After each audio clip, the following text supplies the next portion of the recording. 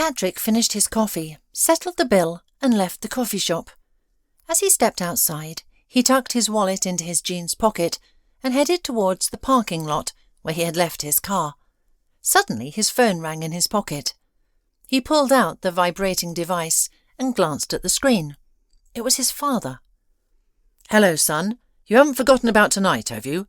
The guests will arrive in an hour," his father reminded him. "Don't be late, and please, buy a bouquet. You know who it's for." "Dad, do I have to?" Patrick protested. "What do you mean? I've already promised your mother.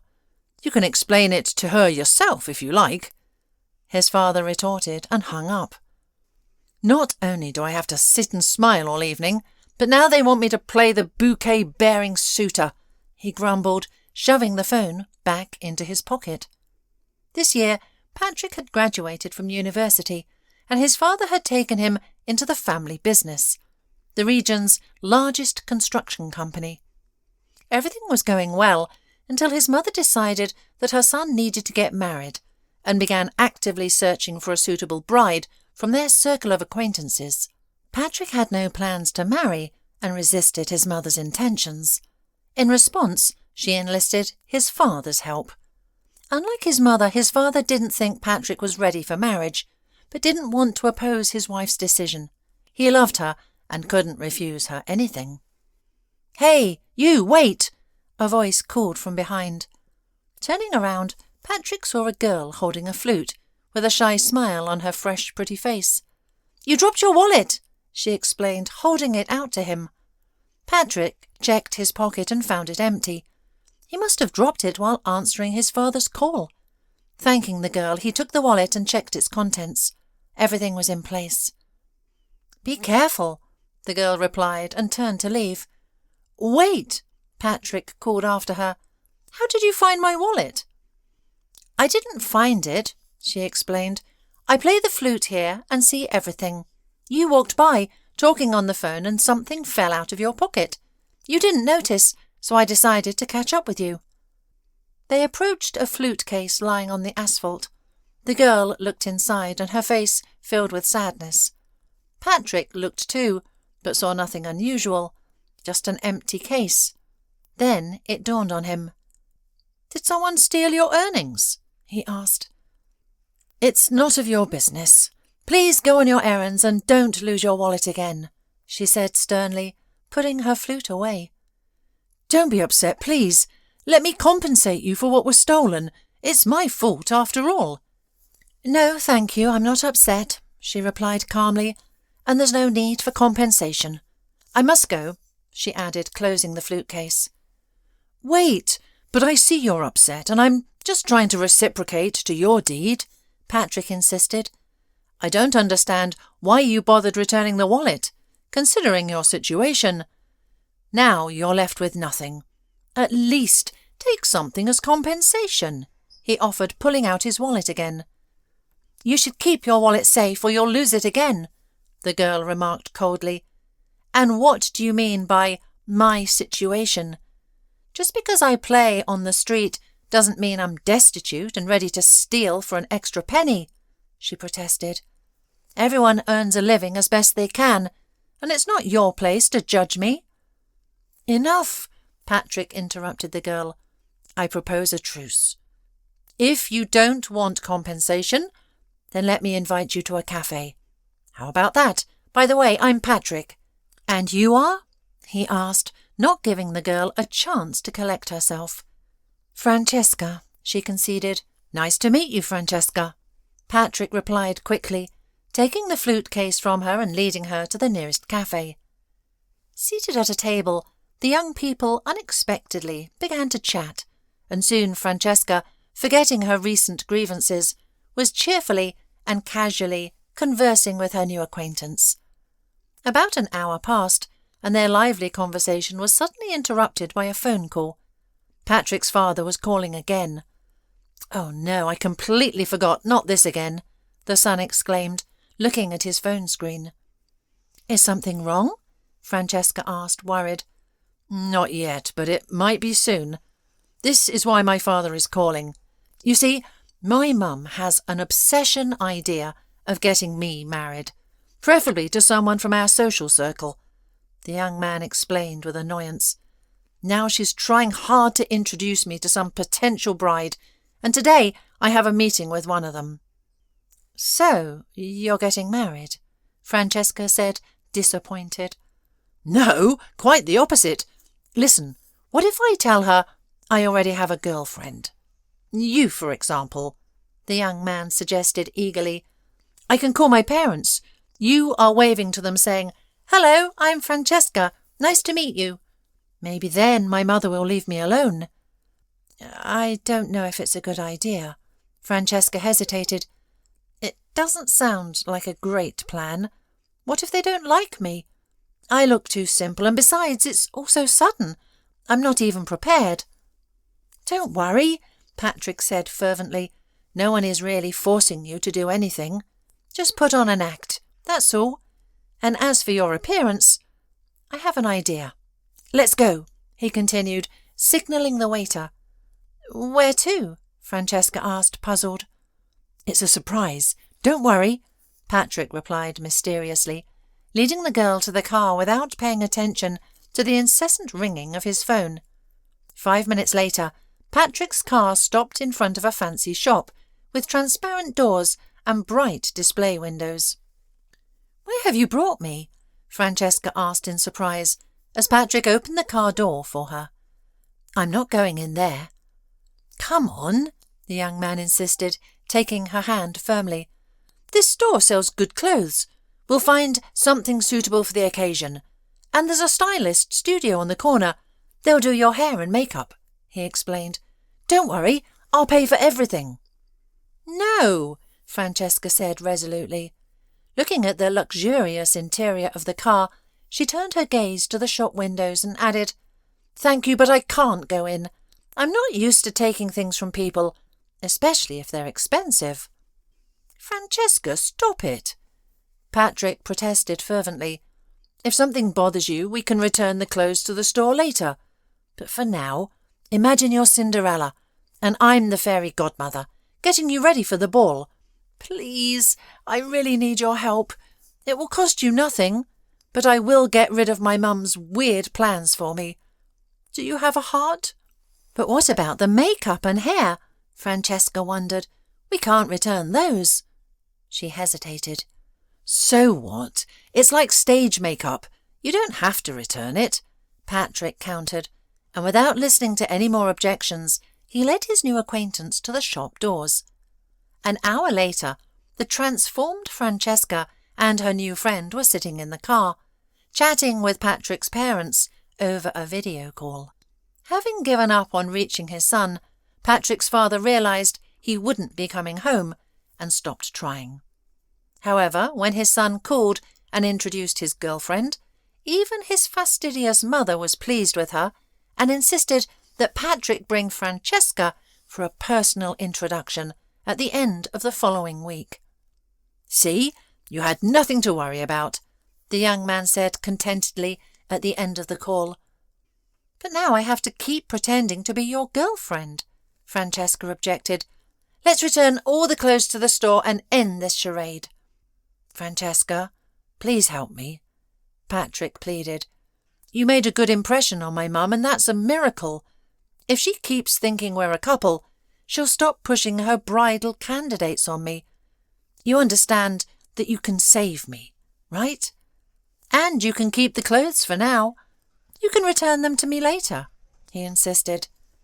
Eventually, Francesca agreed, but asked not to be escorted home. Patrick shrugged and agreed. After exchanging phone numbers with Francesca, he dropped her off at the bus stop and drove home, pleased with himself. A couple of days later, as Francesca was getting ready for work, Patrick called and invited her to meet. "It's so our parents believe we're a couple," he explained casually. "We barely know each other, so we should spend more time together. And don't forget to wear the clothes we bought, for authenticity," he requested. This time, Francesca didn't need much convincing, and the young couple met that evening, and every evening after that. As the week drew to a close, the day arrived when Patrick had promised to introduce Francesca to his parents as his chosen one.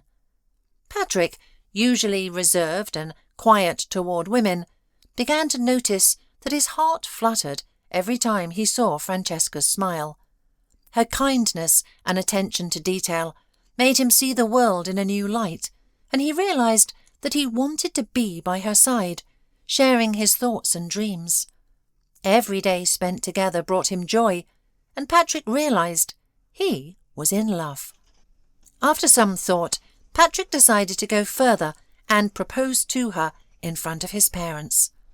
As soon as the jewellery stores opened, Patrick went to one and bought a diamond ring for her. Calling his future fiancée to check her mood before the meeting, he was surprised to hear only short beeps in response. After several more attempts, he realized Francesca didn't want to talk to him and had likely blocked his number. But how could he find out what had happened? During their time, Francesca never revealed where she lived and always refused his offers to drive her home. Giving up on reaching her by phone, Patrick jumped in his car and drove to the square where he first saw her. But no one had seen the street musician there for a long time. Francesca didn't appear in the following days either, and her phone remained unanswered. It was as if she had vanished. Despite his fruitless searches, a distraught Patrick drove around the city, but to no avail. Seeing the change in her son's mood, even his mother left him alone and stopped talking about the wedding. 3 months of unsuccessful searching passed. Patrick decided to stop looking for Francesca and leave her in peace. After all, it was her choice to disappear without explanation, he thought sadly. Of course, he could hire a detective and eventually find her, but what was the point if she didn't want him? Determined to forget about Francesca, Patrick threw himself into work at his father's firm and told himself to stop thinking about her. Another month passed, and soon his father's construction company won a major tender. That day, Patrick drove to the city outskirts for business related to the upcoming construction. Leaving his car in the parking lot, he walked past a park toward the future site. Suddenly he stopped and listened. The sound of a flute came from the park. Could it be her? Patrick wondered, hopefully. Even if it is, I won't go. There's no point. However, despite his decision, his feet seemed to move on their own toward the park. Patrick stopped behind a dense green hedge and cautiously peered through a gap in the bushes. His heart seemed to clench as he saw Francesca standing with her back to him, playing the flute. His first impulse was to approach her and demand an explanation. However, regaining his composure, Patrick realized that might not get him the answers he sought. Francesca could disappear again. What made her act this way? Maybe she's married and has a family. The thought suddenly struck him, something he hadn't considered before. There was only one thing left to do: follow Francesca himself when she prepared to leave. Determined to find out everything, Patrick sat on a bench near the hedge and waited. He didn't have to wait long. Dusk began to fall, and soon the girl, carrying her flute case, headed to the bus stop. Patrick, unnoticed, slipped into his car, ready to follow her. The girl rode the bus to the other end of the city, alighting in a poor, troubled neighbourhood, and made her way to a group of old houses. Patrick kept pace and soon saw her enter a building. A moment later, a light flickered on in a third-floor window. He continued to watch and suddenly saw Francesca in the window. Unable to wait any longer, he got out of the car and, estimating the apartment's location, resolutely entered the building. Meanwhile, at her home, Francesca placed the flute case on a shelf and prepared to go out again. The kitchen refrigerator was empty, and she needed to buy groceries. Counting the cash in her wallet, she sighed in frustration. Suddenly the doorbell rang. Francesca, seeing who was at the door, became numb. "Hi," Patrick broke the silence. "May I come in?" he asked, stepping inside without waiting for an answer. "Francesca, I want to understand why you left me without any explanation." Can't you see for yourself? She gestured to the modest surroundings. I could manage alone, but I have 2 younger twin brothers and a very young sister. I work 2 jobs and play the flute outside, but it's still not enough. I don't have time for relationships and love. Where are your parents? Did they pass away? They're alive and well, Francesca smiled bitterly, but they prefer to hang out with their drunkard friends. I saw Dad the other day. He walked right past me, too drunk to recognise me. Clearly I can't leave my siblings with them, so I rented this place and got 2 jobs as a cleaner to make ends meet. She sighed. Why cleaning? Aren't you a flute player? I only finished music school, and that's where my flute lessons ended. My mother wasn't drinking back then, Francesca replied. But with that education I can't find a job, so I decided to try playing on the street. Surprisingly, it worked. People started giving me money for my performances. Francesca, you haven't answered my question, Patrick said seriously. I searched for you for 3 months and couldn't understand why you disappeared. You see, I suddenly realised who you are and who I am, the girl replied. That day, before coming to your place, I went online and saw a photo of your family. There was also an article about your company. I thought, I don't want to lie to your parents about myself. No matter what I say, I am and always will be a girl from a different world. She shook her head. So, the best thing was to quietly disappear from your life. And those clothes we bought, I put them away and never wore them. I'll return them to you. Francesca, wait! Forget about those clothes. You don't need to return anything. Patrick stopped her. You don't know the most important part. That evening, I wanted to propose to you. I even bought a ring with a diamond. What difference does that make? Francesca shrugged. It's all in the past, and I wouldn't have accepted it then. And why would you need a poor woman with her poor family? You're wrong, Patrick playfully sighed. I need you, and it doesn't matter who your parents are or how many siblings you have.